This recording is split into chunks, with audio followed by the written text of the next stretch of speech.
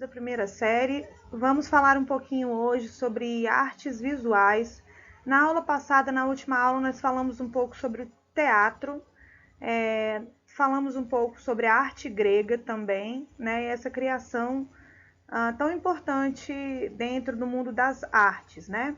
Dando continuidade à arte visual, nós vamos introduzir agora, a partir dessa aula, um pouco sobre cinema, sobre fotografia, são as chamadas artes visuais, tá certo?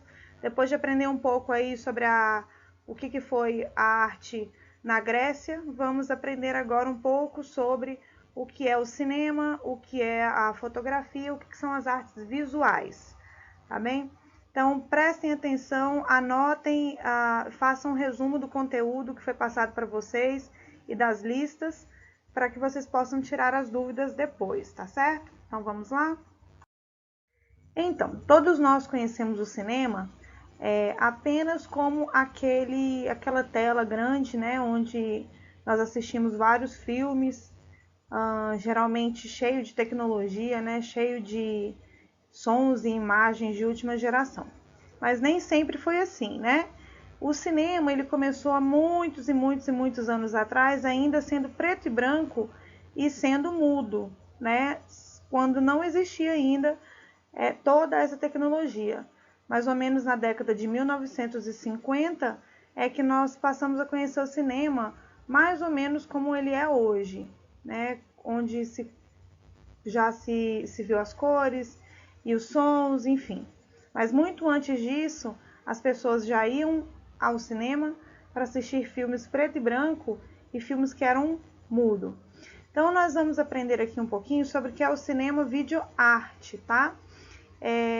O que o cinema traz para nós, além daquela sensação que nós temos ao ver imagens e ver e assistir, no caso, histórias, né? Que é o que o cinema conta. O cinema, ele é um tipo de linguagem, tá? O vídeo, ele é considerado uma forma de arte. Então, que tipo de arte é o cinema? É a arte cinematográfica, né? E que veio se modificando desde que ele surgiu. Ele veio acompanhado aí do progresso da fotografia e também do som, né? Das tecnologias voltadas ao tipo de som. Então, som e imagem. O cinema nada mais é do que um tipo de arte cinematográfica composta de som e imagem. Porém, antigamente, como eu já falei para vocês, não existia nem essa questão da cor e nem da fala. E eles poderiam ser bem curtinhos também. Hoje nós temos também os filmes de curta duração, que são chamados curta-metragens. Porém, os mais comuns que nós conhecemos aí são os filmes de longa-metragem.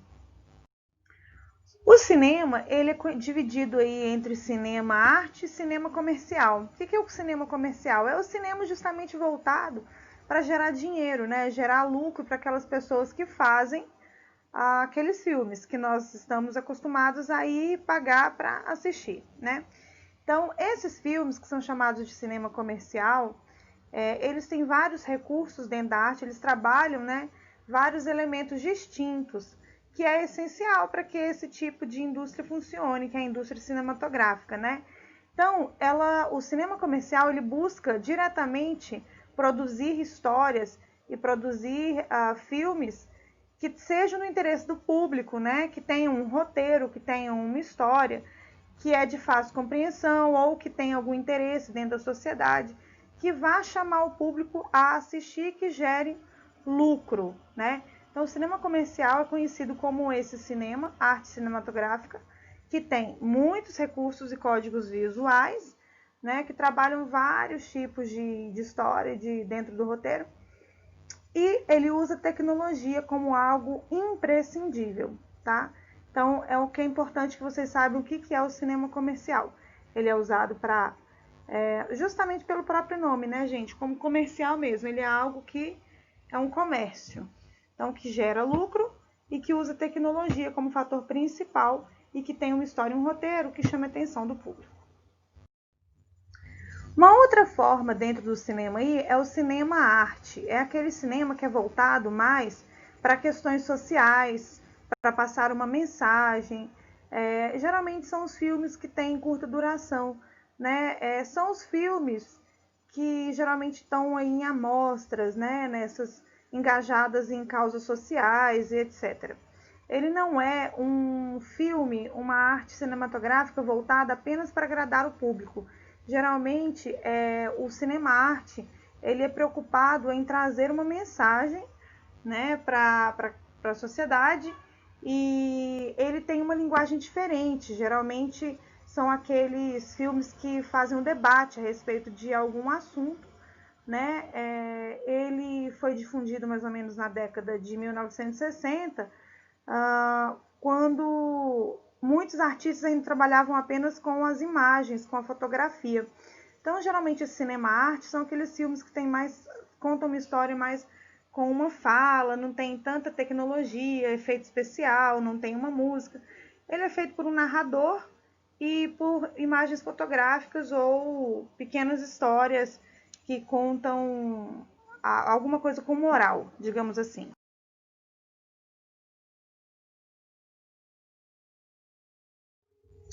Essa parte aqui vai falar um pouquinho sobre o vídeo e a TV dentro do cinema.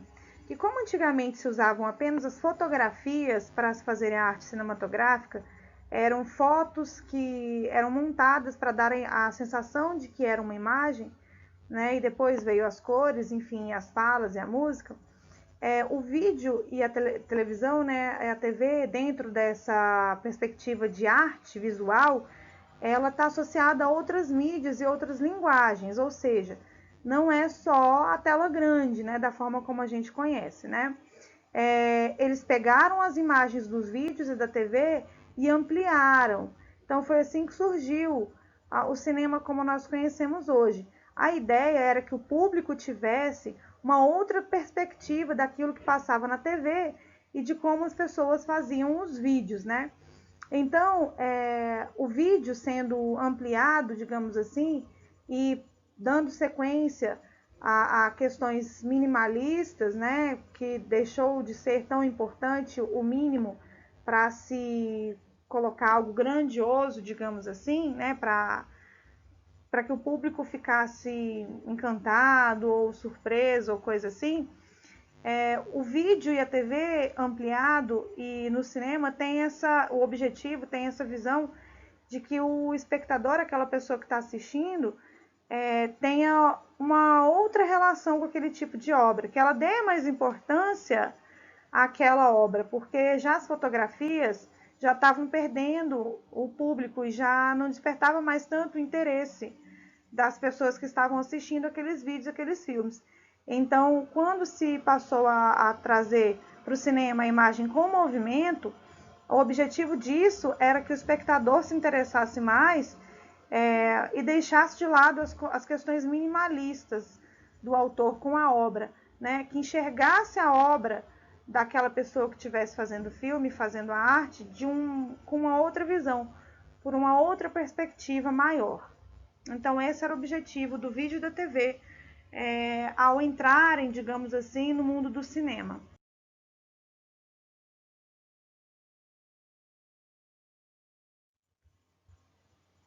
Falando ainda sobre essa questão da criação do cinema em si, da sala e da projeção do cinema e do vídeo da TV nas artes visuais, né? Aqui vai falar um pouquinho sobre o que as cenas, os sons e as cores que aqueles vídeos produziam, né, traziam ao público que estava assistindo, né? Mesmo que confinados em um monitor, no caso, naquela tela grande, né? Na época, quando surgiu o cinema, ele se expandia nas paredes, né?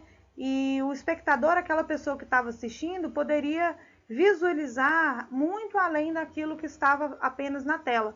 Poderia ver ao redor, ao seu redor, as imagens que eram transmitidas com o movimento, o som e a imagem, né? Então, por isso que era chamado também de videoarte, porque começou-se a usar os espaços que se tinham disponíveis também para prender a atenção daquele público, né? E para mudar a forma de arte que era geralmente parada, que era estática, né? Então, quando se surgiu a possibilidade de se colocar aquelas imagens, aquele vídeo, aquelas cores e os sons, tudo junto, né?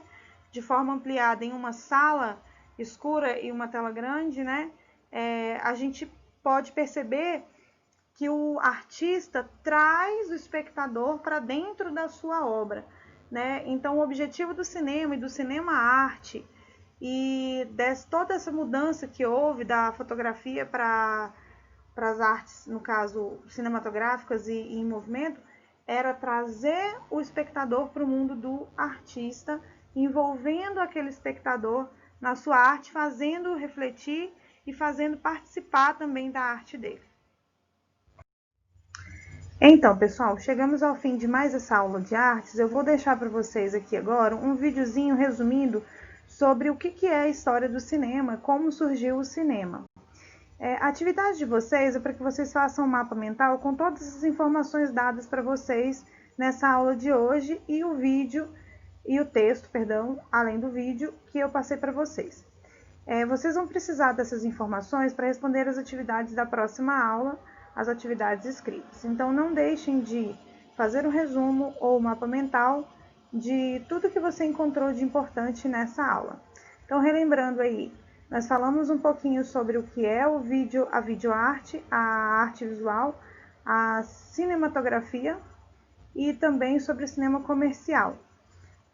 Vamos dar continuidade nas próximas aulas, falando um pouco mais aí sobre o que é a fotografia também, além do cinema. E se vocês tiverem alguma curiosidade, deixem lá no grupo do WhatsApp e no Classroom também as suas dúvidas, né, para que eu possa falar mais a respeito do assunto para vocês, tá ok? Então, até a próxima, pessoal. Muito obrigada.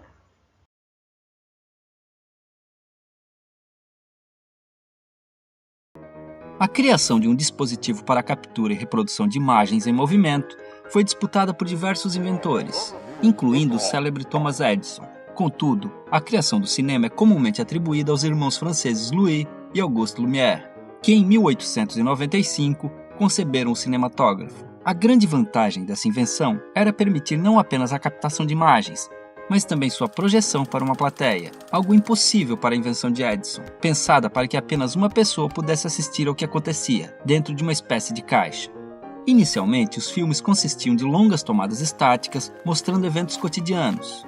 Porém, alguns meses depois das primeiras projeções dos Lumière, o ex-ilusionista francês Georges Méliès já vislumbrou o potencial daquela invenção e começou a criar seus filmes de fantasia, terror e ficção científica, começando com simples encenações de truques de mágica e chegando até mesmo a alçar voos à lua.